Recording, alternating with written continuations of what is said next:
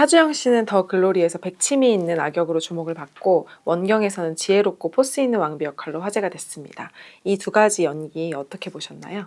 난 더 글로리는 잘 기억이 안 나요. 워낙 그 송혜교 씨가 존재감이 있고 그게 주인공이라 완전히 몰입이 돼서 그런지 그분은 뚜렷한 막 임팩 있게 기억은 안 나고 굉장히 막 가해자 세고 극성맞은 캐릭터들 중에 하나 정도로 원경에선 되게 임팩 있게 주인공으로 나왔으니까 임팩이 있었는데 굉장히 마음이 발달해서 연기를 잘하는 눈빛으로 연기하더라고. 잠재의식 자체가 변하면서 연기를 해서 되게 감명 있게 봤어요. 진짜 딱 배우가 천생 체질이구나. 배우가 체질이다 이렇게 느꼈던 두 번째 배우.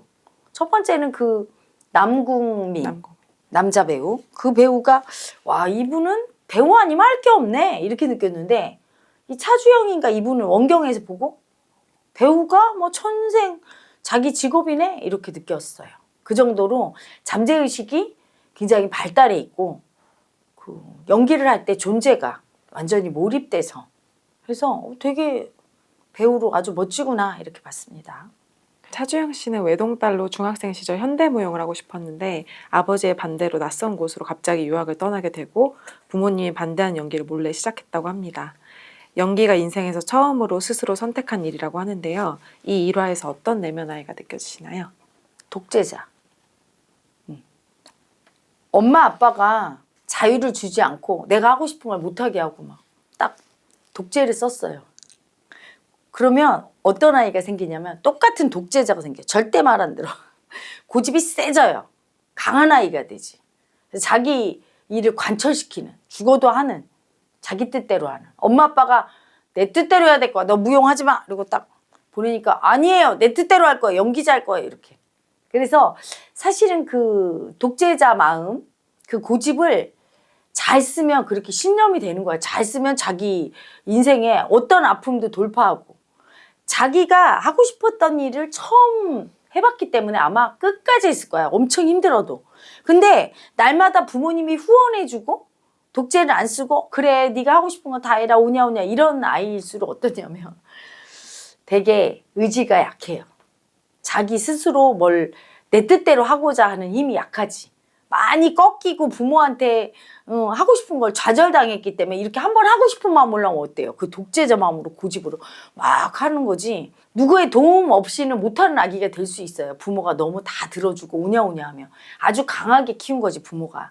그래서 그 고집 때문에 본인이 부모님의 그런 독재자 마음 때문에 되게 힘들었을 수 있지만 그것 때문에 또 본인이 굉장히 강인한 사람이 됐기 때문에 또 어떻게 보면 장단점이 다 있는 마음이죠. 그 마음이. 그리고 그 마음 덕분에 카리스마 있는 연기가 나오는 거예요. 독재자 연기. 고집 세고 절대로 왕한테도 안 밀리잖아 막. 이게 내면에 그 여자를 딱 쓰는데 보통 연기하면 잠재의식 속에 있는 그 에고를 쓰는데 그 에고가 진짜 딱 역할에 딱 맞는 여자를 골랐구나 그걸 느꼈어요.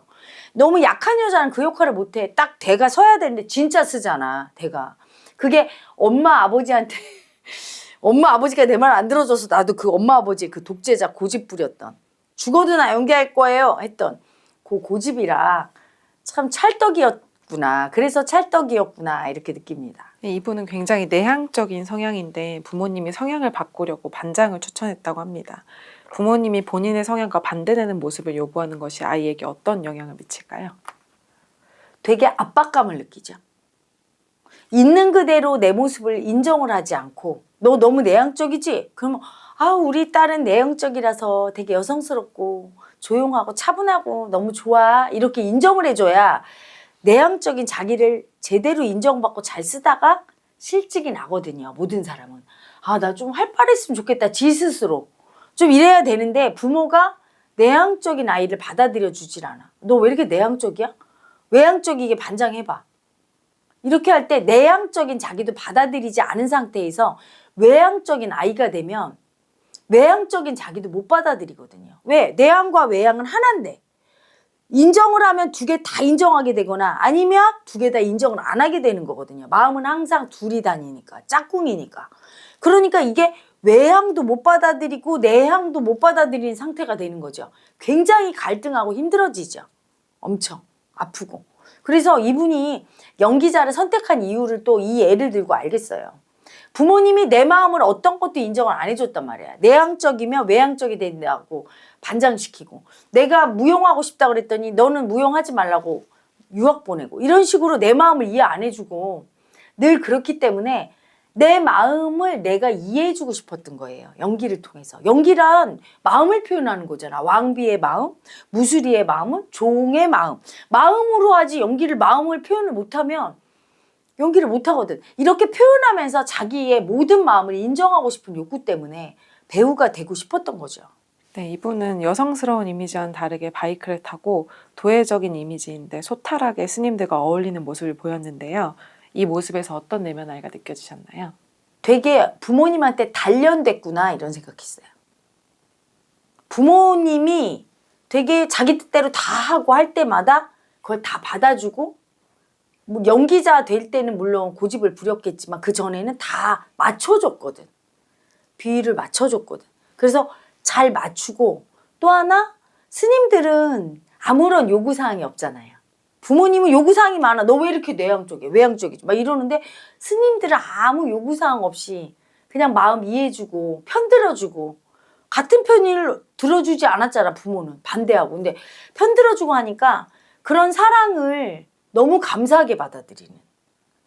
그래서 보통 사람 같으면 부모님 사랑을 듬뿍 받고 맨날 부모님이 편들어주고 우리 딸은 잘한다 이쁘다 이랬으면 그 마음 한 자락에 그렇게 고마움을 못 느낄 텐데, 스님들이 마음 써주는 것에 대해서 엄청 고마움을 느끼고 또 엄청 잘해주고, 그리고 부모님한테 맞추듯이 다 맞춰주면서 털털하게 그러는 걸 보면서 엄청 오히려 부모님의 그런 교육이 굉장히 플러스로 작용했구나, 마이너스가 아니라.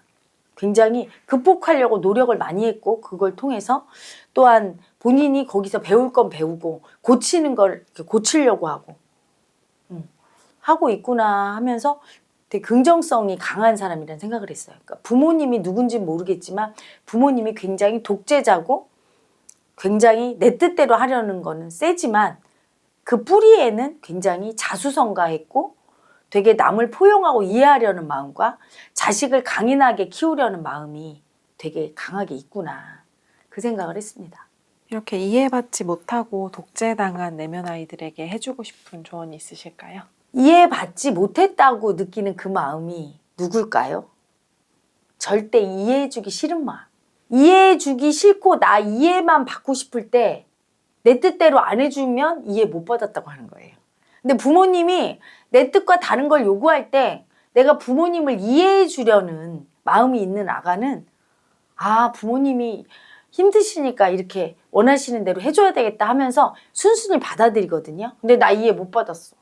부모님은 자기 뜻대로 하려고만 해. 이럴 때 벌써 나도 부모님과 똑같은 내 뜻대로 하고 싶은 고집이고 독재자라는 거, 그걸 알아차려야 돼요. 그래서 부모님이 막 나를 갖다 자기 뜻대로 하려고 하고 이해 안 해줄 때 사실은 나는 엄청 공부하고 있는 거예요. 그 공부를 잘 받아들이면 훌륭한 사람이 되고, 그 공부를 안 받아들이고 반항하면서 왜 다른 부모님하고 달라 이렇게 사사건건 덤비고 올라오는 괴로움을 인정하지 않으면, 그 올라오는 괴로움이 부모님과 똑같은 마음인데 그러면 아파지죠. 배울 게 없어. 부모님도 알고 보면 다 나를 가르치려고 온 거예요. 어떻게 가르쳐요? 내 모습을 보여주는 거예요. 부모님도. 그래서 부모님을 보면서 내 모습을 볼 수 있어야 돼요. 아, 저렇게 자기 뜻대로 하고 싶은 부모님을 보면서 내가 이해받지 못했다고 올라올 때 나도 내 뜻대로만 하고 싶고 이해해주기 싫은 독재자의 고구나, 이렇게 딱 인정하면서 그 올라오는 괴로움을 인식할 수 있어야 되고, 만약에 부모님이라면 자식이 내 말을 안 듣는다고, 내 말 안 듣는 자식을 보고 있을 때 그 자식이 또 나라는 걸 알아야 돼요. 내 말 안 듣는다고 화가 나는 거 뭐죠? 내 말을 꼭 들어야 된다고, 나만 이해받겠다는 자식과 똑같은 마음인 걸 인정해야 되죠. 부모와 자식은 아주 거울이에요. 그런데 이 차주영 아기는 거울인데 그걸 잘 소화했다고 느껴져요. 보통 반항하고 이상하게 가지 않고 잘 받아들이고 꺾고 하다가 또 자기가 꼭 해야 되는 거는 한번 고집 세워서 또 부모님 고집도 꺾고 이러면서 굉장히 잘 소화했죠. 소화해라 이렇게 얘기하고 싶어요.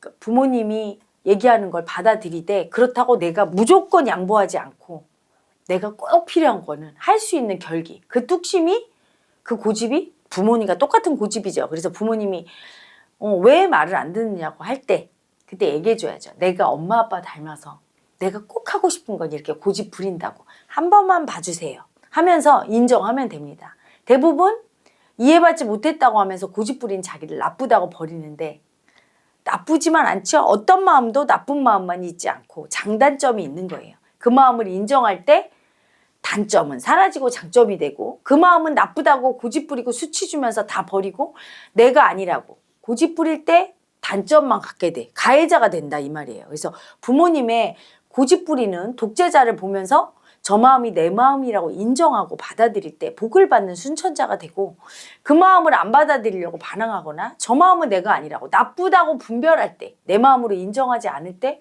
나는 역천자가 돼서 엄청 고통받습니다. 고집도 나라고 인정하세요.